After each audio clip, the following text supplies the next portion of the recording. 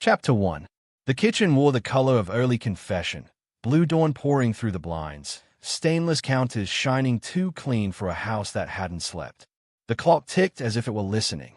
MIA stood at the island barefoot, hair in a knot she'd twisted and untwisted until it held by stubbornness alone. Her hands wrapped a ceramic mug painted with a crooked heart from an easier year. The mug trembled, just enough to make the spoon ring. "Poison his coffee before he leaves," she whispered. The words seemed to fog the air between her and Colin. He hovered in a paramedic jacket thrown over a black tee, zipper half done, jaw knotted. His eyes kept returning to the back door. "Make it look like a heart attack," he said, low, like a line practiced until it sounded inevitable. On the side path, Ryan listened to his own kitchen through a phone screen. The pinhole camera in the smoke detector framed MIA in a wide, guilty angle. The cheap microphone turned their voices into wire. The sound landed in his chest and stayed there, heavy but still. He didn't curse, didn't stagger. He touched the scar at his jaw, a habit learned overseas to remind his body it still belonged to him, and counted a breath in force. Control the scene. On the variables. Breathe. He tucked the phone away and stepped inside. "Morning," he said, neutral as weather. Keys met the island with a hollow clink that startled MIA. Her smile snapped on, too bright at the edges. Colin nodded, too casual for a man who wasn't family. "Early class?" MIA asked, voice trying for lightness and landing on brittle. "9, Ryan answered. "Coffee sounds good." He moved like a man who had always belonged in this room, and was testing whether that was still true. The carafe hissed under the tap. He rinsed it longer than needed, then set it on the machine with a small, satisfying click. From a drawer, locked until just now, he took his dented steel travel mug. The sugar jar waited where it always did, near the elbow of the island. He let his eyes touch it and move on. "I'll pour," MIA blurted, reaching for the kettle with a hand that shook. Ryan smiled, not unkind. "Sit," he said, gentle but finished. He measured grounds like he was measuring time. Level spoons, quiet tap. Level spoons, quiet tap. Each motion steadying the room. Water bloomed over the bed of coffee, steam rising like a memory they'd both stopped visiting. He didn't look up when Colin shifted weight. He registered it the way he had once registered the click of a safety in a dark room. Information, not panic. Colin cleared his throat. "I'm good without."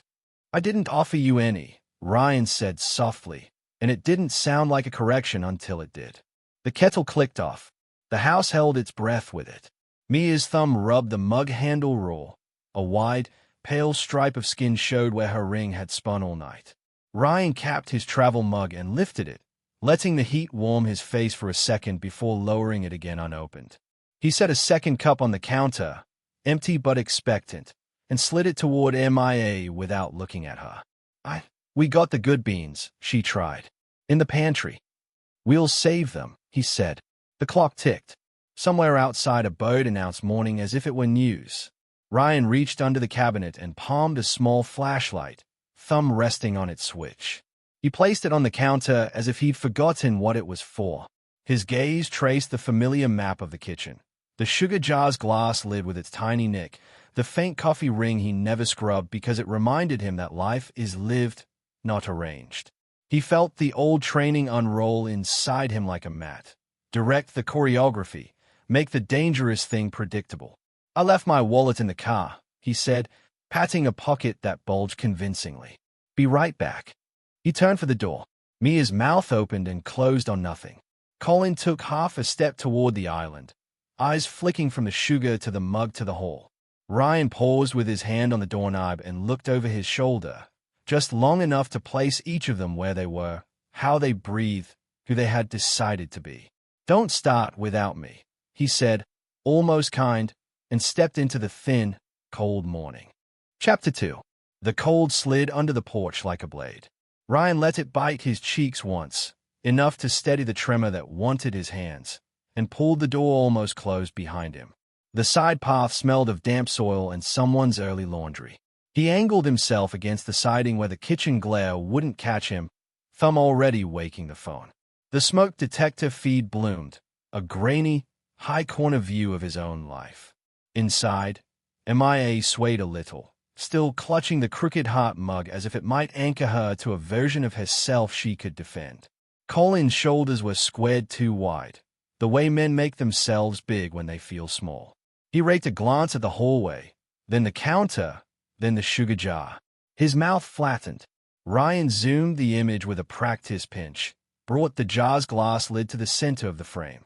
Last night, after MIA fell asleep reading on the couch, he'd lifted that lid with a cloth and tapped a whisper of invisible fluorescent powder along its rim and knob. The dust had no smell, no color, just a memory that revealed itself under UV like a lie under pressure. He'd rubbed a fingerprint of it onto the underside too, then wiped the glass until even his discipline couldn't find a streak. In the feed, Colin dipped 2 fingers into the sugar with a confidence borrowed from other kitchens. He palmed something from his jacket, small, clear, as casual as chapstick, and tilted it. A shy bead kissed the grains, vanished. He did it again. MIA shut her eyes, then forced them open as if shutting them had cost her points. Ryan felt the sentence from moments ago loop back, make it look like a heart attack. Clinical, not hairs. It carried the crisp, practiced edge of someone who talked about outcomes as if they were menus. His other hand had already opened a text thread with Morales. Stand by. Now, he wrote. Active attempt, kitchen. Entry OK on my call. 3 dots. Then, I'm 2 minutes out. Penguin's safe to enter. The door behind him was still open a finger's width. Through it drifted the smallest sounds. The kettle's cooling tick, the soft shudder of the fridge starting a cycle, Mia's breath climbing and falling like a skittish animal. Ryan looked down at his boots and remembered kneeling on dust in a country that didn't want him, counting breaths the same way. Control the scene. On the variables. Breathe.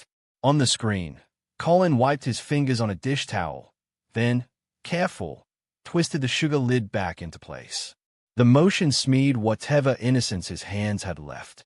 He checked the hallway again. He checked MIA, whose mouth had thinned to chalk. He reached toward Ryan's travel mug and thought better of it.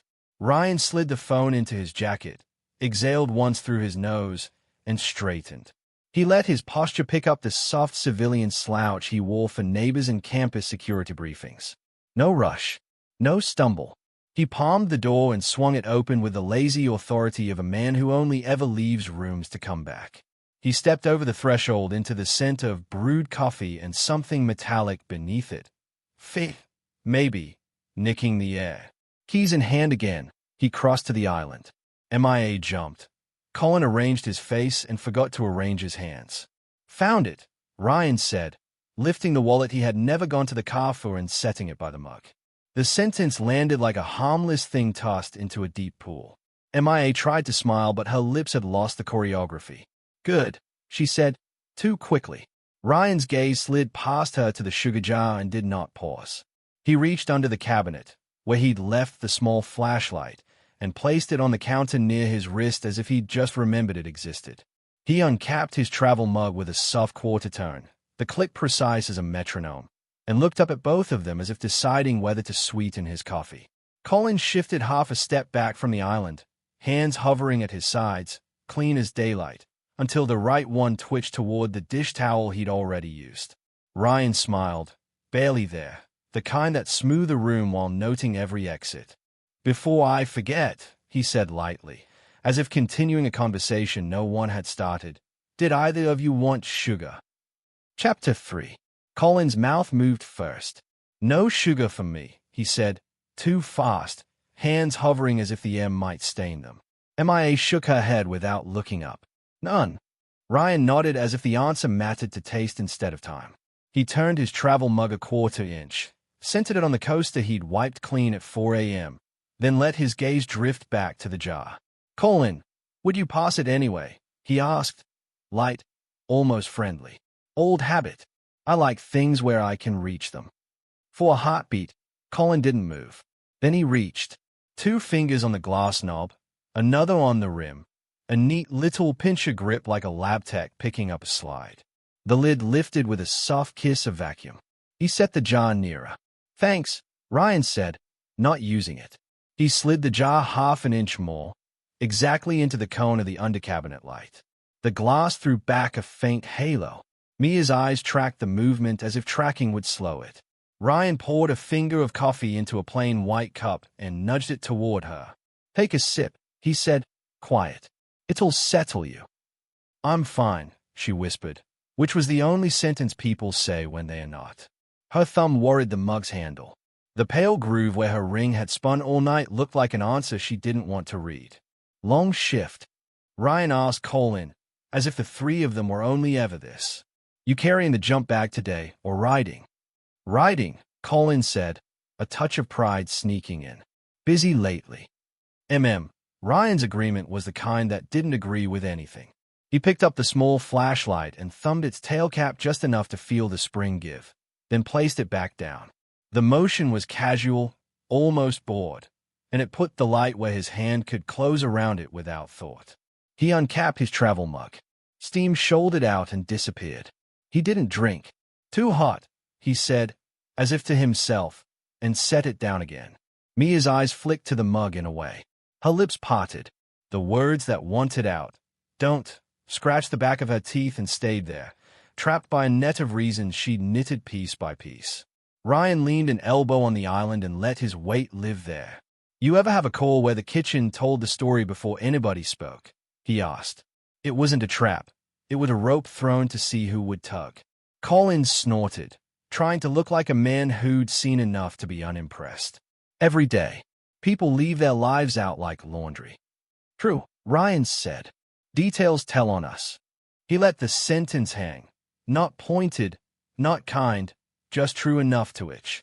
He slid his phone up from his pocket and set it face down by the keys.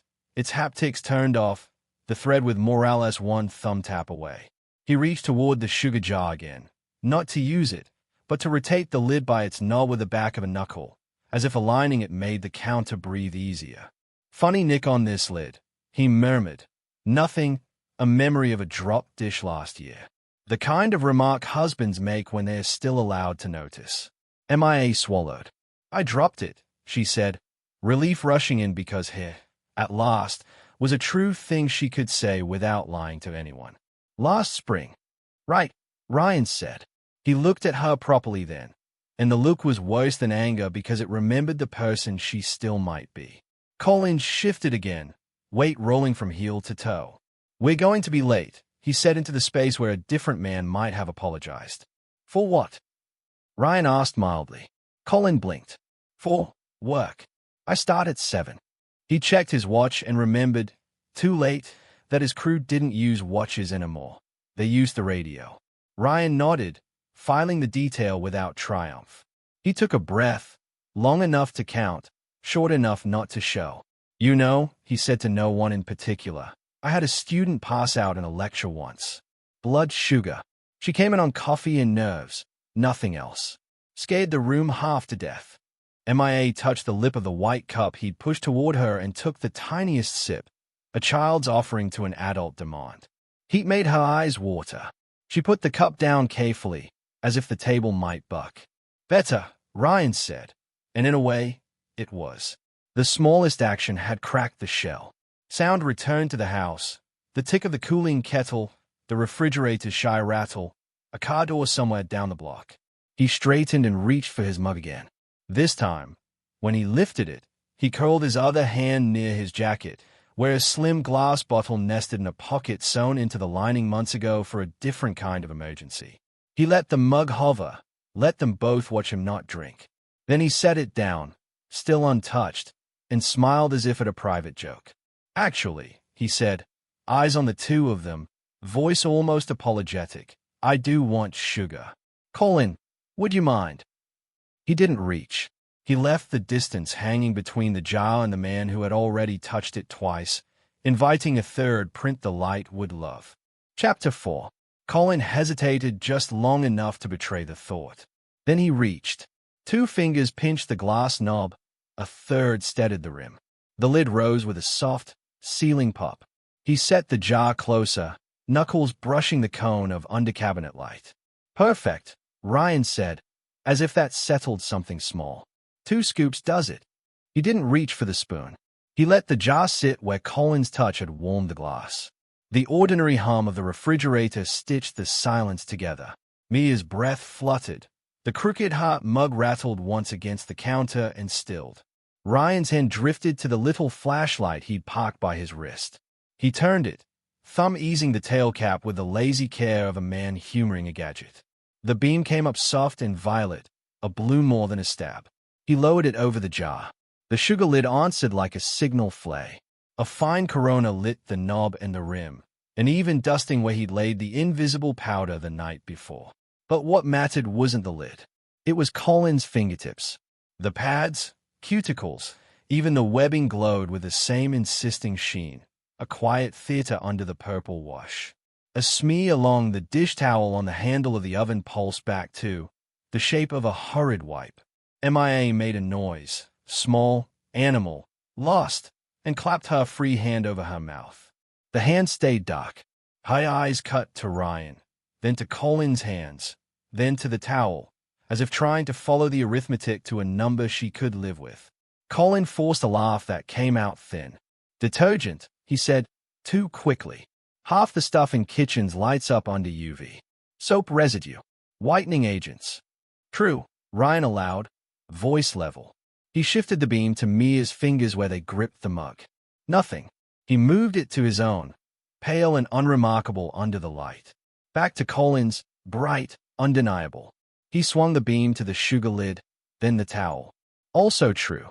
This powder isn't in our detergent. And you touched the lid 3 times. Colin's jaw clicked. What are you?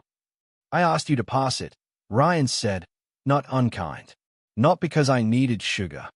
The clock ticked loudly enough to be on someone's side. Ryan's phone pulsed once against the counter. Silent haptic he felt more than heard. He didn't look down. His thumb had already flicked the preset that sent a single word to Morales. Now. He capped the flashlight and set it down without the showman's flourish the moment deserved. He didn't raise his voice. He didn't step closer. He placed his palm on the island, fingers splayed, wedding band flashing once in the dawn as if making a point of existing. Here's what happens next, he said, and the steadiness had weight. We all stay exactly where we are. We don't touch our faces. We don't touch the mug. We don't touch each other. We wait. For who? Colin shot back, the old swagger swelling to cover the new tremor. For someone who still believes in order, Ryan said. Mia turned toward him as if the sentence were a door. Ryan, the apology came up and died. Her throat worked against it. When she spoke again, the words were smaller. I thought it wouldn't hurt. He said it wouldn't. Ryan's eyes flicked to her and away. Not cruel, just careful. He tells stories for a living, he said. People breathe because of mine. Colin's chin lifted, the desperate kind of defiance that throws its weight at anything that will stand still. You think a party trick light means anything. It means your hands and that lid had a conversation, Ryan said. He nudged the dish towel with the back of a knuckle. The smear glowed like a signature. It means you tried to erase it and made a longer sentence. From the street came the soft cough of an engine settling, then the whisper of tires rolling to a stop. No siren. No drama.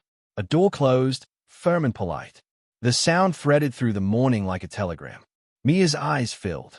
She pressed her fist to her sternum as if her heart had knocked and asked to be let out. What have I done? She asked. And it wasn't a performance. It was a ledger waking up. Ryan's hand moved a fraction toward her and then didn't. You made a choice, he said. You can make another one. Footsteps approached along the side path, crisp on the concrete, slowing as they neared the back door. Colin's gaze darted. Hallway, window, door, mapping exits like a man who'd forgotten that every escape is also an entrance if someone's already there. Ryan picked up the flashlight again and clicked it off. The kitchen sank back into honest light. He drew a breath, the kind measured for a medic's calm, and tipped his head toward the door. It's open, he said, not quite loudly enough to be a call, exactly enough to be heard. Chapter 5. The back door eased open on a soft hinge sigh. Detective Morales stepped in first, dark blazer over a plain tee, hair pulled back, eyes already taking measurements.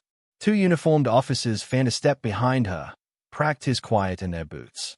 Good morning, she said, voice even. Hands where I can see them. Nobody touches their face. Her gaze moved. Mia's trembling grip on the mug. Colin's two still hands.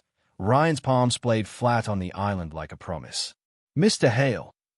We're steady, Ryan answered. He nodded at the counter. Sugar lid, towel, his hands. I marked the lid last night. UV positive on contact.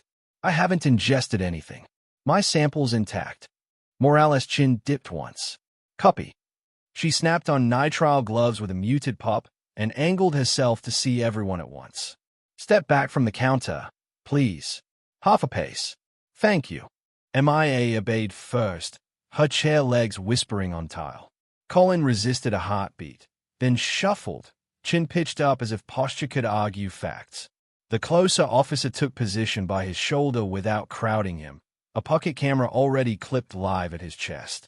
Morales glanced at the small flashlight near Ryan's wrist. Your UV. He slid it toward her with 2 fingers, keeping his prints where they already were. Tail cap toggle.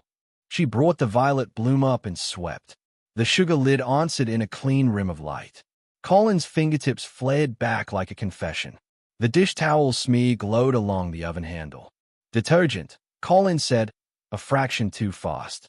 There's brightness. Sure, Morales said mildly, sliding the beam across Mia's knuckles, clean, then Ryan's, clean, and back to Colin's again. And there's whatever's in your right jacket pocket.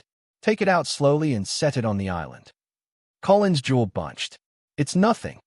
Then it won't mind the light, she said. A beat. Now, please. He reached in with his stiff wrist and produced a small clear vial, cap-taped. It caught the dawn and made a neat, chilling sparkle on the counter. MIA made a sound in her throat. Colin. Morales' glove hovered above the vial, not touching yet. She glanced at Ryan. You said your sample. Inside jacket, inner left, he said. Glass bottle, sealed. I decanted my pour before stepping out. Her mouth tugged at one corner, approval without warmth. That's tidy. She nodded to the second officer, who opened an evidence pouch and held it like an open mouth. Morales lowered the vial in with a surgeon's care. Tape and all. The room seemed to exhale and then hold again. Ryan's eyes went to MIA and back, the travel-worn kindness there and something harder under it. He spoke to Morales without looking away from either of them. He told her, make it look like a heart attack. Morales' attention sharpened a degree. That phrasing means something to you. It isn't hers, Ryan said. His gaze cut to Colin, steady as a plumb line. It's parroting. Colin frowned, defensive blooming into anger. Parroting what? Ryan didn't bite. We'll get there, he said. To Morales, first secure the scene. Already on it, she replied. She nodded to the officer by the door. Back hall, Clay. A quick affirmative came. She gestured to the island. Nobody reaches over the counter. We're done touching things. Mia's fingers had gone bloodless around the crooked heart mug. She set it down with effort, as if separating skin from porcelain required permission. Detective, she whispered, eyes fixed on the small bagged vial. He said it would be clean, that there wouldn't be pain. Morales kept her face still. People who sell simple stories are fond of that word. She turned slightly, addressing Ryan without giving her back to Colin. Do you consent to us retrieving the bottle from your jacket? Yes, he said, and eased the jacket front open with careful, visible hands until she could lift the glass out herself. The bottle sat on the counter like a second witness. For the first time, Colin's mask slipped. The bravado thinned and something mean flickered through. You think any of this will stick? He asked, chin jerking toward the UV light. You think a glow in a bottle beats a lawyer? It beats the dark, Morales said, and it starts a chain. Ryan picked up the UV again, thumb resting lightly on the switch. He didn't turn it on. He looked at Colin as if aligning a sight picture. You borrowed a sentence you didn't understand. Colin's shoulders bunched. What sentence? The one that got you here. Ryan's voice went very quiet. The place where calm is heavier than rage. Make it look like a heart attack. Morales' eyes slid between them, reading currents. Meaning? Ryan's mouth tightened, then relaxed. He let it go, for now. Meaning we're not done, he said. Outside, a neighbor's dog barked once. The officer by Collins shifted his weight, subtle, ready. Morales reached for the second evidence bag, the motion small and unthreatening. Collins' gaze knifed to the mug. His heel edged back a half-inch, just enough to draw a new line on the floor that wasn't there a moment ago. Chapter 6. Collins' heel edged back that half-inch again, then snapped forward. He went for the mug, not to drink but to throw. The hot splash occurred and he could hide a second move behind. Ryan saw the shoulder load before the hand moved. He stepped into the line, not away from it, left hand cutting down to the wrist in a C-clamp, right forearm bracing the elbow. A small pivot, pressure through the thumb joint, and the arm folded the way levers make promises. The mug left the counter, tilted, and met the island with a dull ceramic knock. Coffee sloshed but didn't arc. The lid on Ryan's travel mug held. The plain white cup he'd slid to MIA spun, kissed the edge, and settled. The only thing that spilled was Collins' plan. "Stop," Morales said, the word low and final. Colin twisted hard, trying to talk free and rake his other hand toward the bottle Morales had set near her evidence pouch. Ryan adjusted without thinking, stepped behind the lead foot, forearm pressure to the triceps, palm on the back of the hand, wrist pronated. Colin's knees found tile. "It's math," Ryan said evenly, to no one into the room. "Don't fight the angle." The closer officer moved in, smooth and unhurried, one hand on Colin's shoulder blade, the other capturing the free wrist. "Hands," he reminded, and when Colin bucked, the officer rode it like a small wave until it died under him. Zip cuffs clicked. The sound was tidy, almost polite. Mia's chair scraped. She had stood without noticing. "Please," she whispered to the air, to time, to anyone still negotiating. "No one's hurting him," Morales said, eyes never leaving the moving parts. She nodded at Ryan's hands. "You, Clay." He released his grip and stepped back, palms open. "Clay." Morales eased the glass bottle into the second evidence bag, sealed, labeled in block letters. She checked the tape with a thumb. "Chain starts now," she said for the camera on the officer's chest. One vial recovered from suspect's jacket, one bottle recovered from complainant's inner jacket pocket. UV positives on sugar lid, dish towel, suspect's fingertips. Collins sucked air through his teeth. The bravado came back thin and jagged. "You think this holds?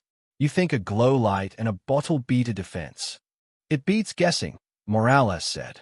"You under arrest on suspicion of attempted poisoning and conspiracy. You have the right to remain silent." She read the warning cleanly. Collins stayed at the floor and then, as if remembering an audience, lifted his chin at MIA. "Tell them you asked me to help," he said, daring her to share the drowning. Mia's lips parted. Words shook themselves loose. "Asked," she said, each syllable dragging shame. "But I didn't understand. He said it would be like falling asleep." "Stop," Morales advised gently, without bite. "You can give a full statement with counsel. For now, breathe." Ryan hadn't moved far. He stood with the stillness of someone trained to absorb adrenaline without spending it. His eyes went to MIA and back to Colin. He spoke as if stating the weather. The phrase wasn't his. Morales glanced up. "What phrase?" "Make it look like a heart attack," Ryan said. The timbre of his voice shifted a fraction, memory stepping into it. "It's clinical. It's borrowed." Colin snorted, but his eyes flickered. "From where?" Ryan's gaze held him, steady as a level. "From someone who wanted to sound like he understood the body."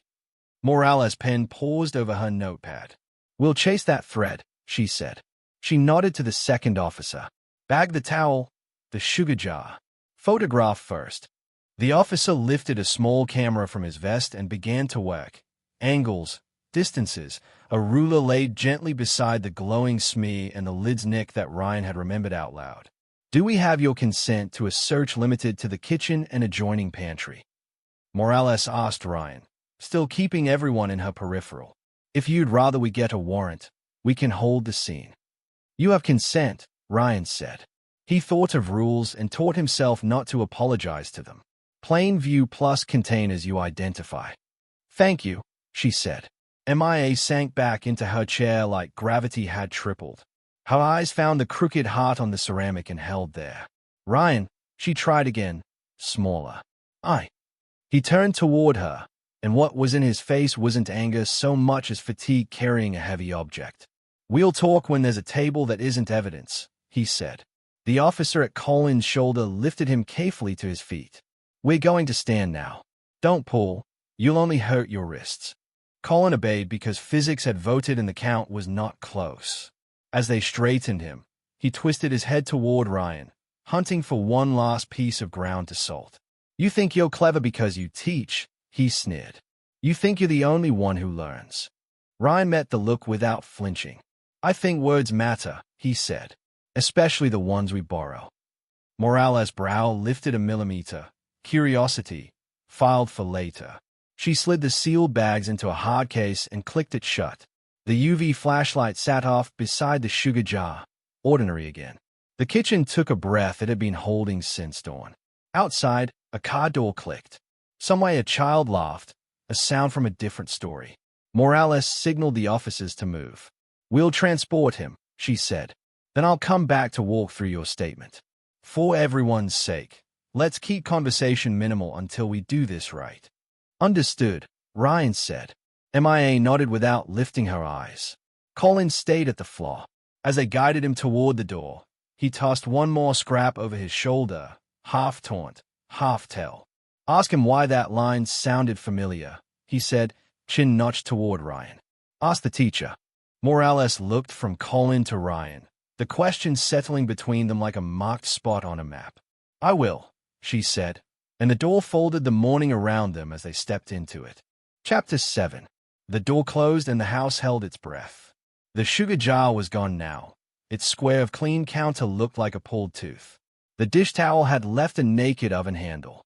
Only Ryan's small UV flashlight remained, dark and ordinary beside his keys. Steam lifted from his travel mug in a thin ribbon and vanished. Mia's chair creaked.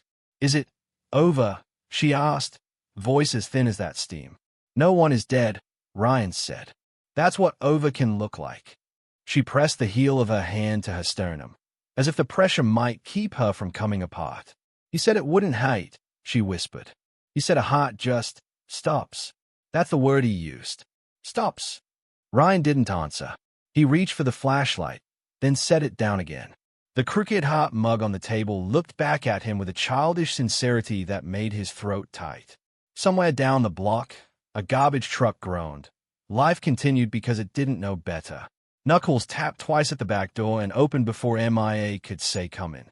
Morales returned alone, a small recorder in her hand and a legal pad under her arm. "I'd like to get your statements while the timeline's straight," she said. "Audio recording, with your consent." Ryan nodded. "Consent." MIA nodded too, a tiny motion, eyes on the recorder as if it might bite. Morales set the device on the island and clicked it on. "Detective Elena Morales, 7:18 a.m. present are Ryan Hale and MIA Hale. We in the kitchen." She glanced up. "Mr. Hale, walk me through from the moment you heard the conversation."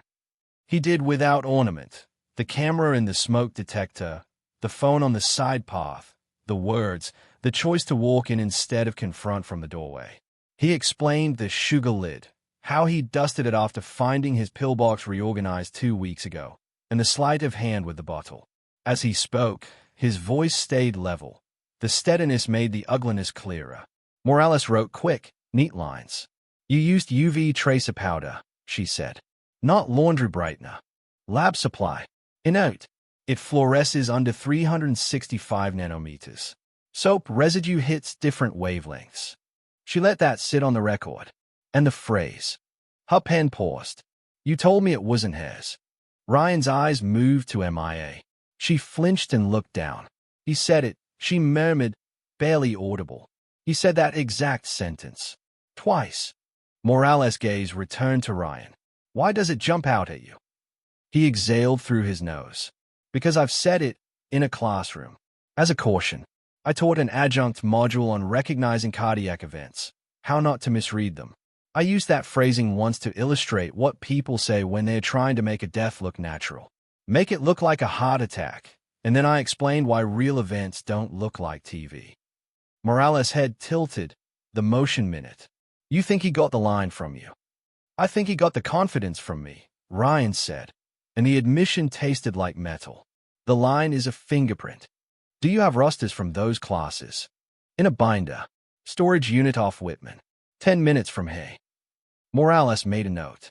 We'll need to retrieve and log it. With your consent now, or via warrant later. You have consent, Ryan said.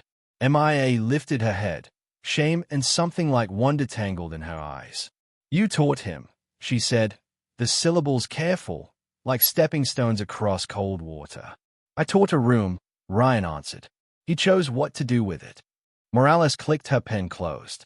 I'll have our CE liaison ping the county training records. If he attended under the department's continuing education umbrella, there's a sign-in sheet and, if we're lucky, audio. Meanwhile, I want the insurance timeline. She turned to MIA. When did you change or increase the policy? MIA swallowed. Last month. He didn't argue. He said it was responsible. She flinched at her own word. Amount. 500,000. Morales wrote it without reacting. And Mr. Mercer's pitch. MIA nodded, knitting the phrases together like she had that first night. He said it would be clean. He said blue lips happen sometimes and that no one would ask questions if Ryan was stressed. He said paramedics see it all the time. Her voice thinned. I wanted to believe him. Ryan closed his eyes for a second. He opened them because discipline demanded it. He uses the uniform like a key, he said quietly. Morales pocketed the recorder.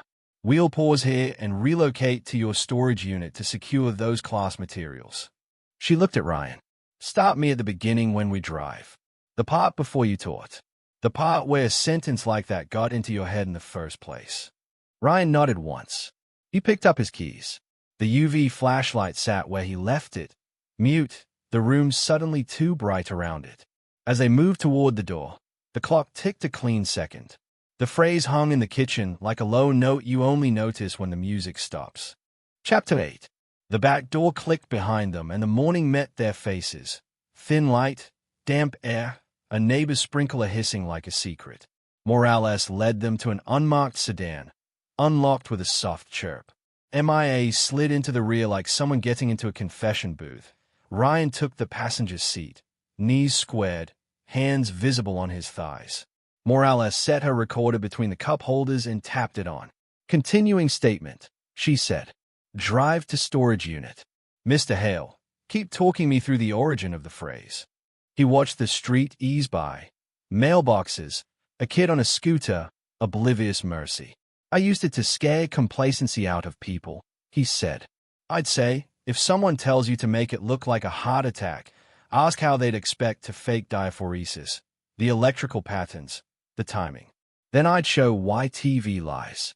It was a caution, not a recipe. Why did you stop teaching it? Morales asked. He traced the seam on his jeans with a thumb. The questions got precise.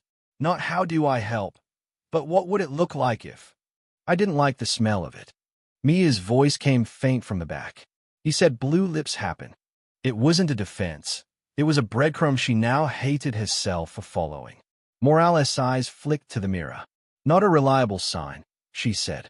People who sell stories use movie props. They pulled into a row of corrugated doors painted the color of rain. Ryan punched in a code. The keypad beeped compliant. Inside the unit, the light hum felt like a long-held breath. Boxes stacked to waist height. A metal shelf with neatly labeled binders. The air smell of cardboard and coolant. Don't touch anything yet, Morales said. She snapped on fresh gloves and photographed from the threshold. Wide shot, shelf, labels. Okay, show me. Ryan pointed. Second shelf, right side. Medic modules. White binder with red tape. She stepped in, angled the camera again, then lifted the binder using 2 fingertips through the plastic edge.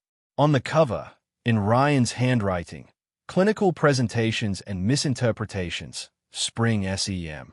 She set it on a clean box lid, opened to the index, and read the tabs. Symptoms, EKG basics, scenes, cases, rosters. Rosters, she said, and turned pages one at a time, photographing as she went. Sign-in sheets appeared, dates, module titles, a Department CE stamp, rows of names in different inks. She paused on one dated 8 years back. Her pen hovered. Colin Mercer, she read, third line down. Signature tilted, sharp, badge number filled in. Next to it, a printed seat map with tiny circles and a scribble, row 3, seat 2. Ryan felt the temperature in his face change. Row 3, second from the aisle, he said, and it didn't sound like triumph. It sounded like a thing he wished he hadn't been right about. Morales photographed the page, then placed an evidence marker sticky on the sheet protector. We'll bag the whole binder, she said. But I want one more thing. She flipped to scenes. A stapled handout slid into view. Staged versus natural, common myths. A bullet point in Ryan's clean block letters. Heart attacks aren't tidy. Beware anyone who says make it look like a heart attack. In the margin, a note in a different pen in hand. Blue lips? Stress history. Photograph, Morales murmured, and did. She looked up at Ryan. Do you make recordings? Once, he said. They hated the MIC. I went back to chalk and talk. Her radio chirped softly. Elena, transport Clay. Suspect lawyered up. A voice crackled. Said a line you'll like. He taught me. Morales' mouth didn't move, but her eyes smiled without pleasure. Copy. MIA had inched closer to the unit's threshold, hands wrapped in her sleeves. He asked me about the policy, she said, voice thin. He said, stress plus a sudden stop. No one questions it. He said he knew because he sees it. Predators use their jobs like alibis, Morales replied. She slid the roster page protector back into place, then removed the whole binder and opened a hard evidence case. Mr. Hale, I'm sealing this. You'll sign the label as source. Ryan nodded and watched the tape cross the seam. Morales wrote the date, time, location. He signed where she pointed. The cheap fluorescent buzz filled the brief silence like static between stations. Morales closed the unit. The door rattled down and locked with a neat click.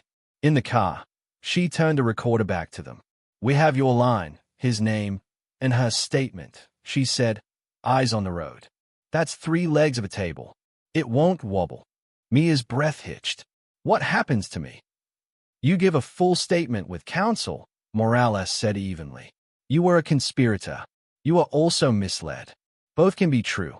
The court will have to hold those truths at once. Ryan stared through the windshield at a slice of sky the color of a bruise fading. He thought of the lecture room, the kid who fainted from no breakfast, the way the class had looked at his hands as if they could put the world back together. He flexed his fingers once, not for strength, but to remember he still owned them. Morales slowed at a light. This is where we pivot, she said. From saving a life to proving a pattern. If Mercy used your sentence once, he might have used it other places. Same language shows up more than once. We build a spine. The light went green. The sedan moved. Nobody spoke. The morning had shifted a degree colder, but it was also brighter, as if the day had finally decided to be honest. Chapter 9.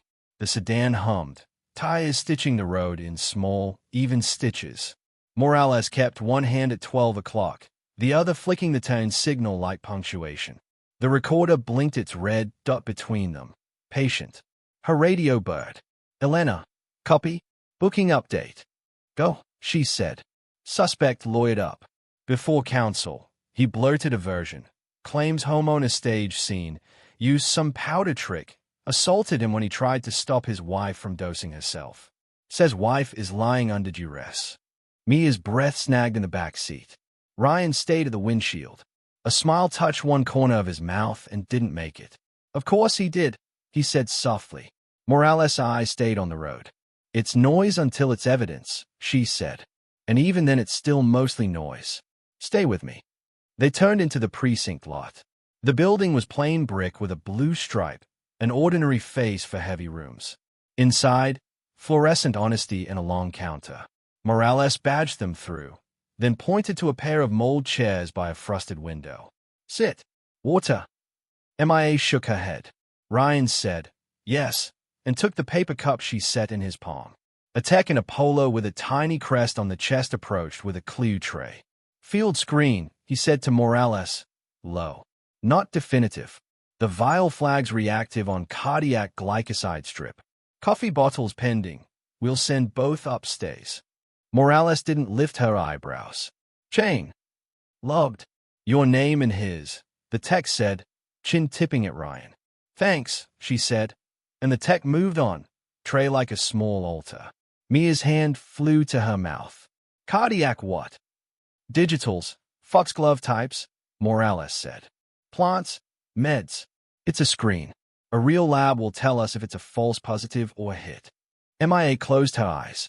He told me blue lips, she whispered, and the shame in it made the sentence run thin.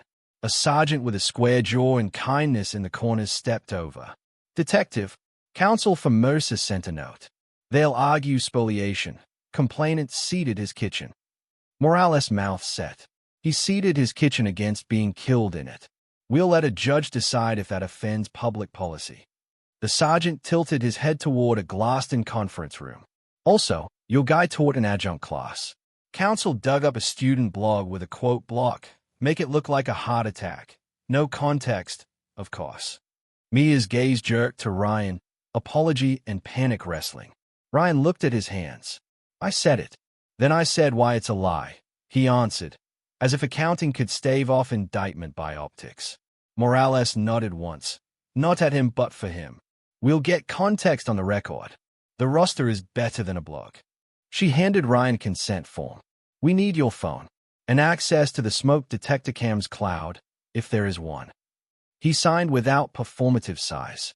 Password's the airfield I trained at. I'll write it. MIA reached into her tote with slow fingers and pulled her phone out like a live thing. Take mine too, she blurted, surprising herself. Texts. Calls. He told me what to say if anyone asked. He said to wipe doorknobs, delete messages. I didn't. I couldn't make my hands do it. Morales took the phone gently, like it might bruise. Thank you. This matters. They moved to the conference room. Glass, table, a whiteboard with last week's flowchart ghosting through new marker. Morales set the recorder down again, clicked it on. Continuing, devices surrendered by Ryan and MIA Hale. Voluntary. We'll document credentials off MIC. A knock tapped on the door and opened on the sergeant again. One more, he said, thinner. EMS union rep called command. They are already in posture. Say Mercer's an employee in good standing. Media desk got a sniff. You'll hear words like hero and witch hunt before lunch. MIA folded down on herself, elbows to ribs. Is going to make me the monster, she said. Not dramatic, just naming the picture she could see being drawn. Is going to try, Morales agreed. Which is why we will be painfully, boringly precise. Boring wins. Ryan rubbed the cup rim with his thumb until the paper fuzzed. He was remembering a room of folding chairs, the faces lifted toward him, the way his voice had carried the authority of someone who had left and returned with a mouthful of sand. He had said it. Make it look like a heart attack. He had held the phrase up like a specimen and taken it apart and believed that was enough to keep it from being used. Detective, he said, eyes still on the cup. If I had not used that phrasing, if I had found other words. She cut him off gently.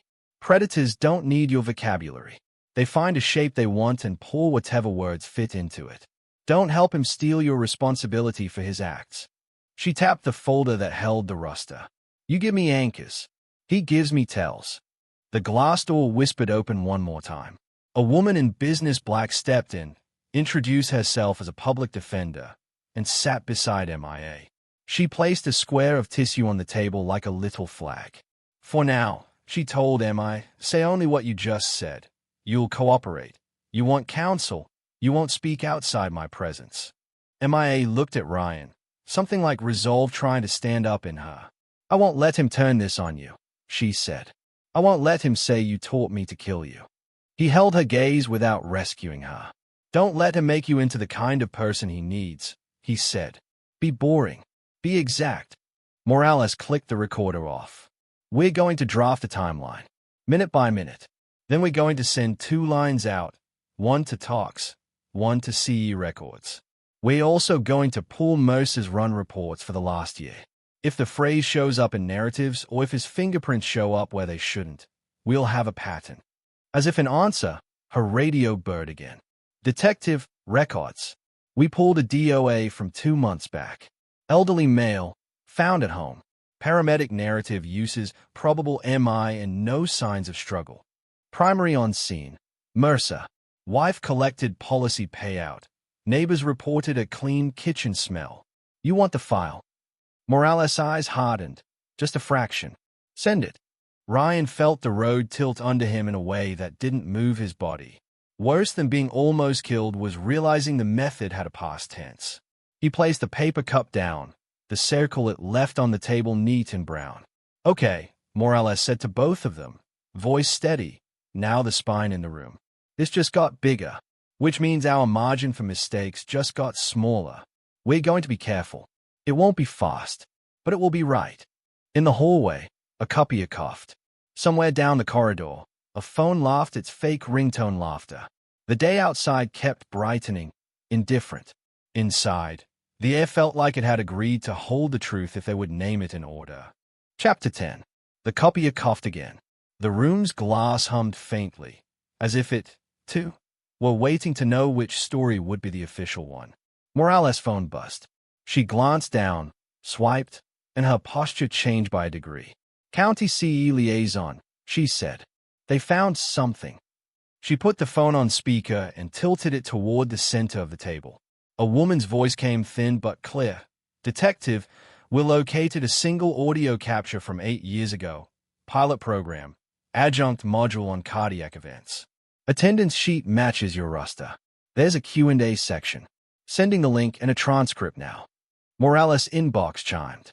She tapped, then set her phone flat so the audio could pour into the room.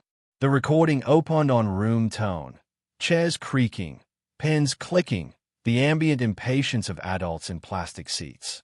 Then Ryan's voice, younger by sand and distance, filled the space. And if anyone ever tells you to make it look like a heart attack, they're telling you a story, not medicine. Real events are messy. They don't time themselves to your alibi. Mia's hand flew to her mouth. Ryan went very still, the way he did when rounds hit close and you decide which piece of yourself you have to keep. Another voice cut in from the recording. Male, mid-20s, confident like borrowed clothes. What about cyanosis? Blue lips happen. If the victim has a stress history, it tracks, right? Morales froze the playback and looked up. Ring any bells? The room had already answered. Color drained from Mia's face. That's him, she whispered. He said those exact words to me. Ryan's jaw worked once and set. Row 3, seat 2, he said, as if calling roll. The sentence wasn't about triumph. It was about the click of a puzzle piece you don't want to fit. Fitting anyway. Morales restarted the clip. Ryan's recorded voice replied, cyanosis isn't a checkbox you can tick to sell a story. It's physiology. Don't learn TV. Learn the body. Papers rustled. A few laughs. The old him moved on, chalk scratching, explaining EKG patterns with the gentle bossiness of a man who expects understanding to save lives. Morales stopped the audio and let quiet have a turn. She clicked her pen once, an anchor for the room.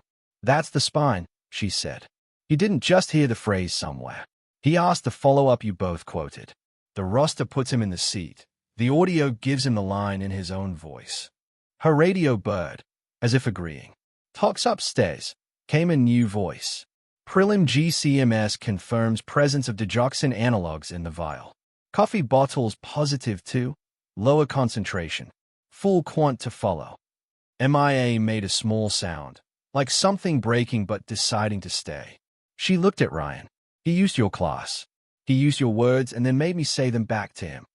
Ryan drew a slow breath and let it go through his nose. He used my class to learn the warning labels, he said, then ripped them off. Morales turned the recorder back on. Her voice measured for the transcript and, somehow, kind.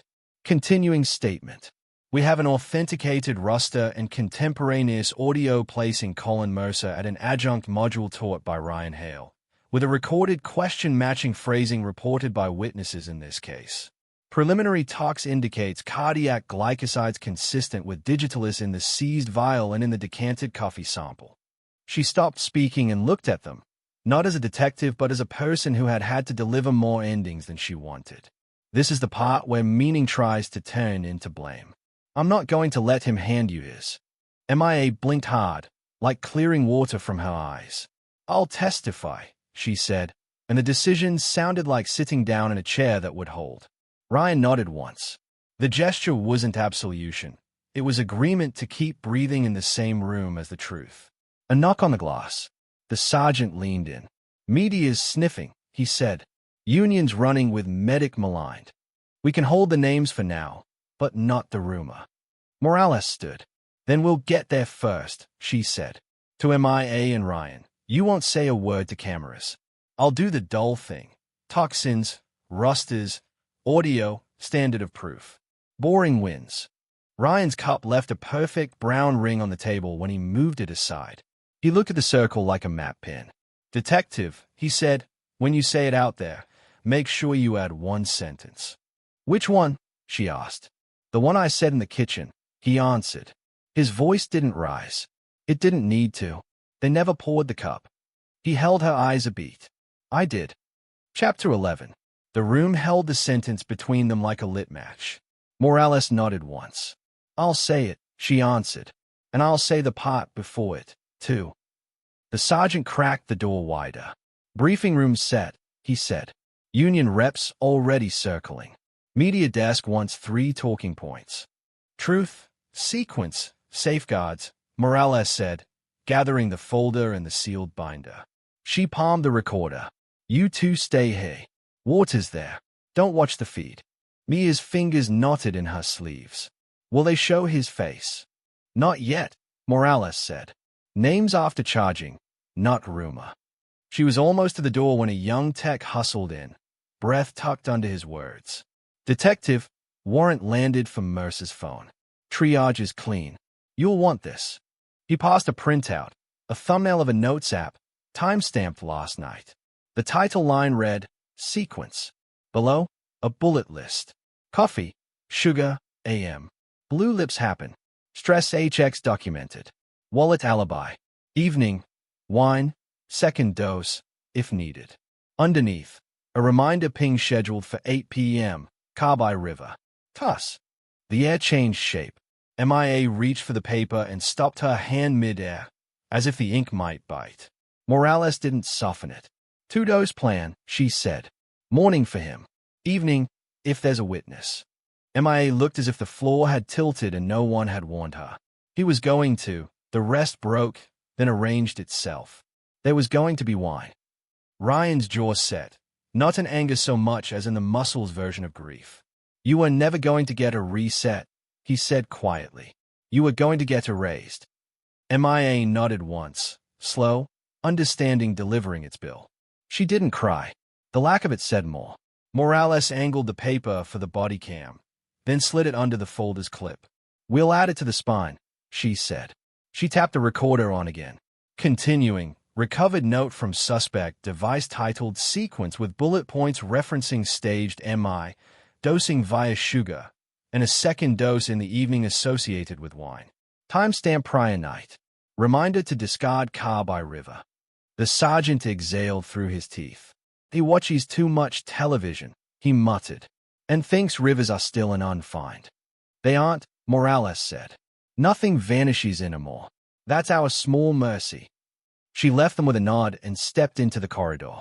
Her voice, when it lifted at the podium 10 minutes later, came back to them through the closed door as a steady hum. Toxins, rusters, audio, the words everyone would learn by noon. She used Ryan's sentence at the end, exactly as promised. It didn't sound like a boast. It sounded like a fact that had saved a life before it could turn into a memorial. In the conference room, the glass made their reflections look like they were sitting in some future version of the same chairs. MIA watched her hands. He said I was clever, she said, the smallest smile bending wrong. He said I remembered details. He said it like it was a virtue. She looked up. I don't know what I am right now. Alive, Ryan said. Not clever. Not damned. Just alive. That's step one in every field manual. A knock tapped. Then the public defender leaned in. Media is loud, she murmured, but the DA's office likes your detective. They like her chain. They like your bottle. She looked at MIA. We'll start your statement in an hour. We'll manage exposure. You did one good thing today. You stopped. That matters. MIA nodded, gaze sliding to the crooked coffee ring on the table as if searching it for a map. She looked back at Ryan. The last of her fantasy let go. If I ask for forgiveness now, it's because I'm frightened, not because I understand, she said. So I won't ask. Not yet. He nodded. Thank you. Outside, applause rose and fell. A few claps, then the burr of questions. Morales' voice rode above it, boring on purpose.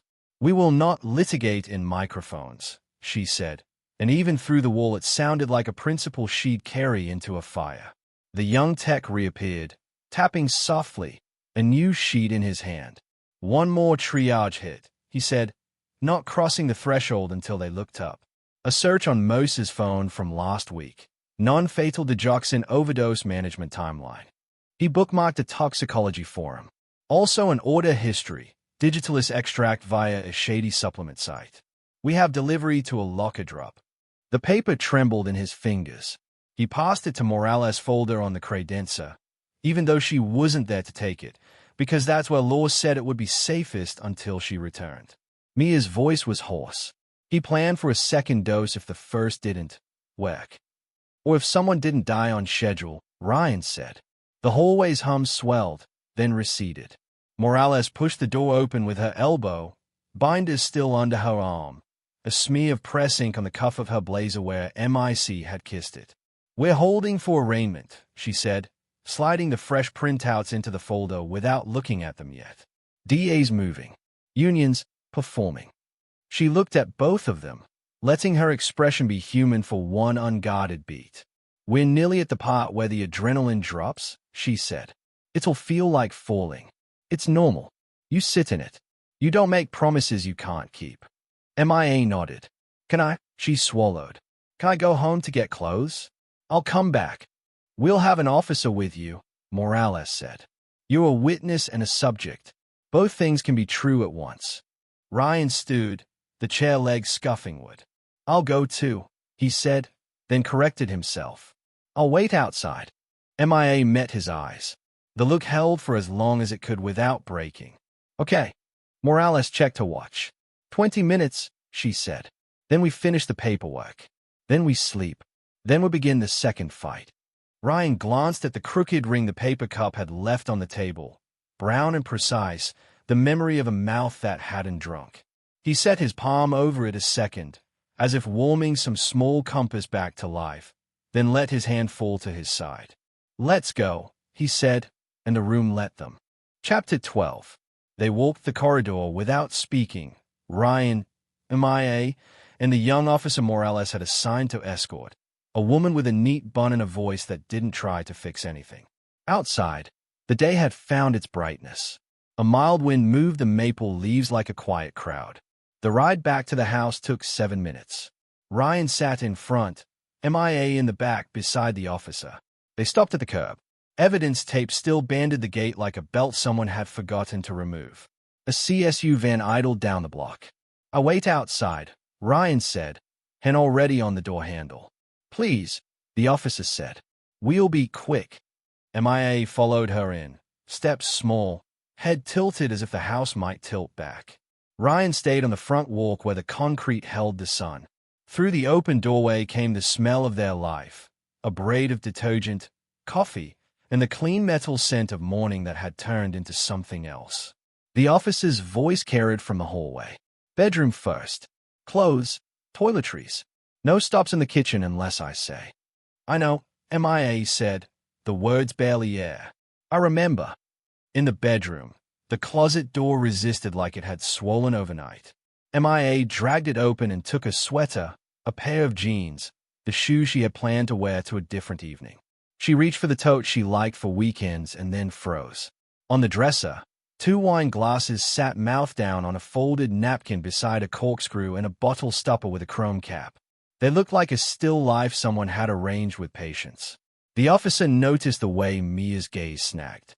What? MIA didn't touch anything. There weren't glasses here this morning. The officer leaned in without crossing the imaginary line good cops keep between curiosity and contamination.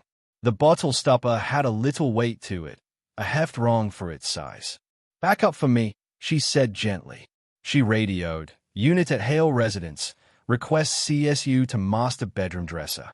Possible related item. A tech in paper booties and new gloves arrived from the van like a precise ghost. He photographed, then lifted the stopper by its metal cap. Beneath, in the plastic shaft that should have held only a seal, a narrow reservoir clicked free. Inside, a tiny ampoule with a rubber top, the kind of habit makes you call harmless. The tech didn't say anything dramatic. He didn't have to. He bagged the ampoule and the stopper together, labeled them with block letters the way the morning had been labeled in the kitchen. The officer looked at MIA. Evening plan, she said, not unkind. Don't touch the glasses. We'll take those too. MIA nodded. For a second, she reached for her throat, then stopped, as if she'd remembered her own rule from an hour earlier. You don't touch your face at a scene. Down the hall, the kitchen still wore its absence, the square where the sugar jar had been, the naked oven handle. Ryan stood in the doorway and did not step in. He watched the tech pass with a new evidence bag and felt the shape of the day sharpen. Detective will want this added to the sequence, the officer said, coming back with Mia's tote and a small overnight bag. You can breathe. You're leaving with me. MIA looked at Ryan and found that she could meet his eyes now, exactly for as long as it took to say a true thing. I thought we were going to start over, she said. I was going to die instead. He didn't look away. You didn't, he said. That's where we begin. They returned to the precinct, and the day made good on Morales' prediction. Adrenaline dropped like a floor giving way. Paperwork took on a human weight. The public defender arranged a quiet corner and a bottle of water with the gravity of a right. MIA told the truth in order, and when she didn't know a word, she said, I don't know, and let it live. Morales came back from the DA's office with a face that had seen too many kinds of relief. Charges are filed, she said, laying a copy of the complaint on the table and tapping with a pen. Attempted murder, administering a noxious substance, conspiracy. Bail hearing this afternoon. We'll argue no release. She lifted another sheet. The second vial in the stopper, she didn't call it a vial. Not exactly. She used whatever careful noun the lab preferred. We'll go upstairs with a morning's bottle. Your timeline held. MIA didn't thank her. She nodded once, because gratitude was too big a thing to lift and nodding would do for now. By late afternoon, the precinct emptied by degrees. The copyists stopped trying to speak. The hallways relearned their ordinary hush. Morales walked them to the door the way someone walks a friend to a gate. Tonight is a place, not a verdict, she said. You go home, Mr. Hale. You lock your doors in your head. You call if it feels too loud. I'm good at loud, he said. It wasn't bravado. It was a line he had earned. The ride back to the house was quiet. The sun laid a thin gold on the porch rail. Ryan unlocked the door and paused with his hand on the frame. Inside, the kitchen held still as a page. He went first to the drawer beneath the junk drawer, the one he'd added months ago with a false front and the UV flashlight he'd bought at a gear expo the same fall they'd painted the bedroom. He set the flashlight in the back and slid the drawer closed. He filled the kettle. The sound was a small river. He measured grounds. He didn't hurry. When the water rolled, he poured, and while the bloom breathed he stood with his palms on the island, the cool stone telling him he was not a ghost. He reached for his dented steel mug, the one with the tiny nick from a day they tried to camp and failed. He poured. He didn't add sugar. He didn't sweeten anything. He took the mug to the porch and sat where the air was honest. His phone buzzed. Morales, vial number 2 logged. DA added the note. 2 old cases are now open. Sleep when you can. He typed thank you and put the phone face down. The coffee was hot and bitter and clean. He drank. He let the day settle in his bones without inviting it to stay. Across the street, a kid practiced free throws against a garage with more enthusiasm than aim. Somewhere, a neighbor laughed. The world had the decency to keep happening. Ryan looked through the open door at the kitchen. The counter was a geometry of small absences, where the sugar jar had been, where the towel had hung, where a vial had pretended to be science. He thought of a younger version of himself in a room of plastic chairs, saying a sentence too sharp to set down carelessly. He would still teach, he decided. He would still say the hard sentences. He would build fences around them bigger than he knew how to build this time. MIA would sleep somewhere else that night with an officer's number in her phone and a lawyer's card in her pocket. What came next would be heavy, and it would be long. But some futures begin strange and end ordinary. He could live with that. He raised the mug once, not in a toast, not in a vow, just to feel the weight. He had made a choice when the morning tried to make one for him. They had never poured the cup. He had,